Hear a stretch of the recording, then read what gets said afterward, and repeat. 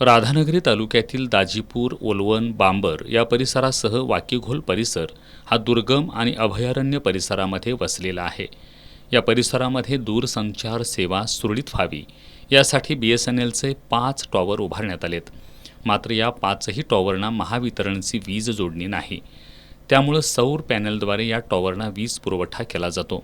पावसाळ्यातील 3 महिने मोठ्या प्रमाणात पाऊस या परिसरामध्ये असल्यामुळे सूर्यदर्शनही होत नाही.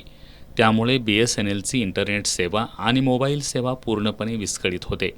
हे टाळण्यासाठी ह्या 5ही टॉवरना महावितरणची विद्युत जोडून देऊन ही सेवा सुरळीत करावी अशी मागणी गोकुळचे संचालक अभिजित ताईशेट्टे यांनी दूरसंचार विभागाचे MR कागिनकर यांच्याकडे केली आहे. बाजूचा परिसर असेल या ठिकाणी सुद्धा इंटरनेट सुविधा चांगल्या पद्धतीने कार्यान्वित व्हावी म्हणून गेली 4-5 वर्षे आम्ही प्रयत्न करतोय आणि त्या संदर्भात तत्कालीन खासदार संजयदादा मंडलिक यांच्या उपस्थितीत या संदर्भात बैठका देखील झालेल्या होत्या आणि आमच्या मागणीप्रमाणे वाकीघोल परिसरामध्ये 3, दाजीपूर परिसरामध्ये 2 असे BSNL टॉवर उभा केलेले आहेत.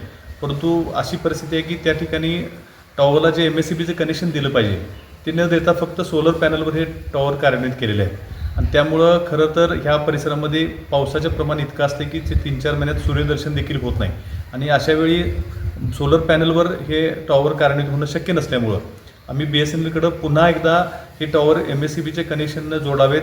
त्या पद्धतीने त्यांना इन्व्हर्टरची सुविधा देखील किंवा जनरेटरची सुविधा द्यावी आणि हे 100% पूर्ण वेळ चालावेत अशा पद्धतीची मागणी आम्ही परत टेलिकॉम खात्याकडे केलेली आहे. खरं बघायला गेलं तर हे टॉवर वेळोवेळी बंद पडत असल्यामुळं मुलांच्या शिक्षणासाठी जो इंटरनेटचा वापर होतो आहे किंवा कम्युनिकेशनसाठी ज्यावेळी इंटरनेटचा वापर होत असतो आहे, ग्रामपंचायत कामासाठी इंटरनेटचा वापर होत असतो. अशा सगळ्या कालावधीमध्ये इंटरनेट बंद राहिल्यामुळं लोकांची फार मोठी कुचंबना आणि अडचण होत आहे. BSNLच्या टॉवर वीज जोडणी नसल्यानं ग्रामस्थांची सध्या मोठी गैरसोय होती आहे.